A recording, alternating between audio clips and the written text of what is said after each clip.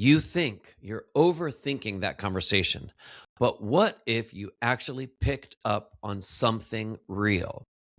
In interactions with people, when you have interactions with people where you leave that interaction and something for you in that interaction left you feeling unsettled, this is something to think about. It's something to look at so that you can understand what it means about that interaction.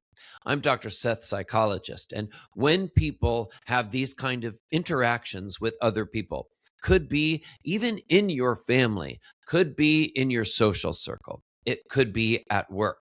Sometimes, if you have an interaction like this, where after the interaction, you felt like there was something that you were responding to, there was something going on, some kind of weird dynamic in that interaction, but you can't quite put your finger on it. A lot of times people actually have those feelings. It's like a little radar kind of picked up something, kind of picked up a signal. And one of the reasons this can happen is because people have a driving need to figure things out, to understand, to seek clarity, especially when it comes to interactions with others, when it comes to communications with others. The human brain looks at interactions as sort of puzzles. And your brain or anyone's brain seeks to put the puzzle pieces together in that interaction so that people have an understanding of where the other person is coming from, what they want, what they're looking for. So sometimes when you have an interaction with somebody else and something didn't quite feel right in that interaction, it's often a signal. Your brain is telling you that you couldn't quite put the puzzle pieces together in that interaction. Maybe some of the things the other person said, some of the words the person said, didn't seem to match up with how you tend to think of them. Maybe some of the words they said didn't match with their behavior. Maybe some of the words they said didn't match with some words they've said in the past or with things they've done in the past, but the puzzle pieces didn't quite fit together. So, if you find yourself after some kind of interaction with someone leaving that interaction and overthinking it, this is often one of the reasons because the puzzle pieces in that interaction didn't quite add up. And your brain was signaling to you something didn't quite make sense in what the other person was saying or doing. Now, reason number two that somebody can find themselves overthinking interactions after the interactions have ended with another person is because it can be like a mild threat response.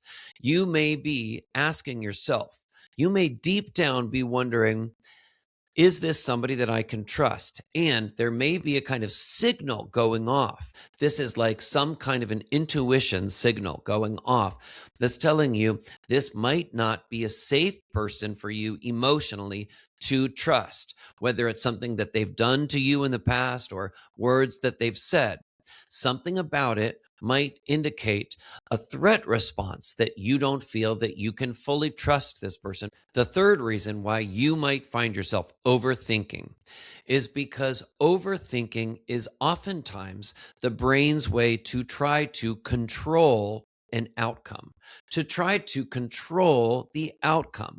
You may tell yourself, if you replay every single thing they said, if you replay the conversation in your brain exactly from the start of it until the end of it, you can tell yourself that by overthinking it and replaying the tape in that way, you will have a better ability to control your understanding of why the other person did what they did and why the other person may do certain things, what the person may do in the future going forward. So, not only sometimes after an interaction is overthinking a method to try to over control what already happened in the past interaction, but also to try to control your understanding of what the person may do in the future. And this is the thing. Sometimes overthinking can give people the illusion of control, meaning that People need to remember it is an illusion a lot of times. Now, you can have instincts and you can try to understand a person and try to gain insight into why people may do the things they do.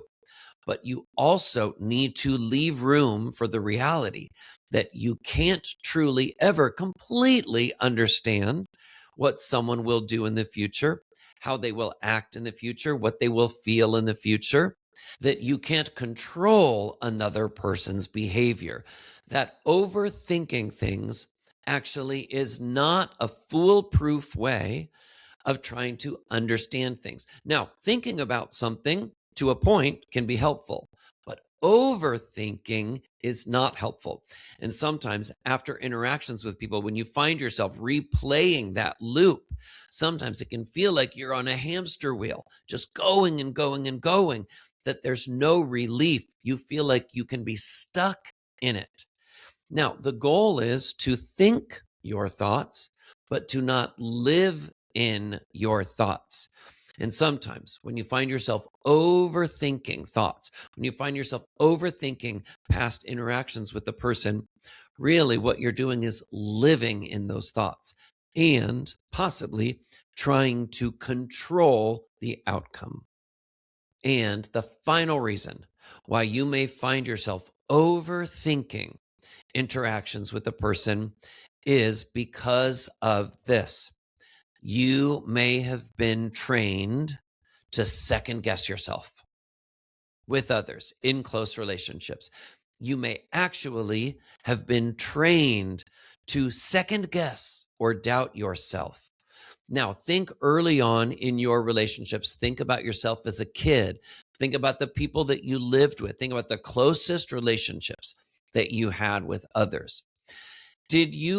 Were you possibly trained to doubt yourself or second guess yourself? When you had a perspective on something, when you had a reaction to something that was going on in your young life, were you taught by those around you that, you know what, you have a level head and that your feelings and thoughts were validated, that you could trust them, that you had a good head on your shoulders? Or were you taught to doubt yourself? Were you possibly even taught that some of your thoughts and feelings were wrong or off, even though they may have been perfectly okay? Were you taught to second guess yourself? Were you trained that way? Now, it's not just early on in life in one's family that can happen. It can be with very close friends. Imagine in junior high or high school. Sometimes people can fall in to friendships with people that aren't necessarily good for them, where some of the closest friends to them make them doubt themselves or second guess themselves. Sometimes a little later, it's romantic relationships where the other person, the partner in that romantic relationship, sort of starts chiseling away at that person's ability to trust their own instincts. Did that happen? So, this is one of the reasons, too, if you find yourself overthinking interactions with others, ask yourself, is this possibly one of the reasons that's causing you to do it? Because you've been trained to doubt yourself historically or to second guess yourself a long time ago, and you've just carried this approach, this way of making sense of the world with you.